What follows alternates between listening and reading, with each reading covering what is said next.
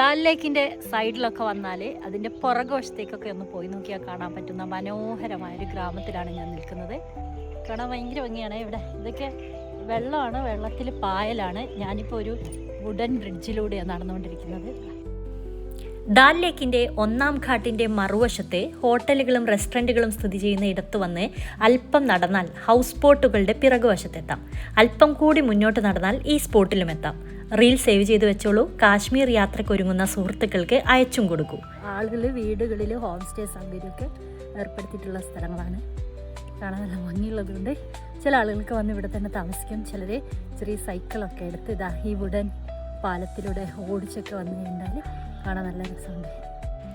അങ്ങനെ ഈ സ്ഥലത്തിൻ്റെ മനോഹാരിത കണ്ടു നടക്കുമ്പോൾ കണ്ണിലുടക്കിയതാണ് ഇവരും ഈ വീടും. കണ്ടപ്പോൾ തന്നെ അവരെന്നെ വീട്ടിലേക്ക് ക്ഷണിച്ചു.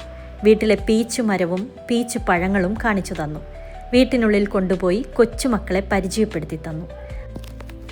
സൈനബും മദീഹയും എന്നെ സ്വാഗതം ചെയ്തു.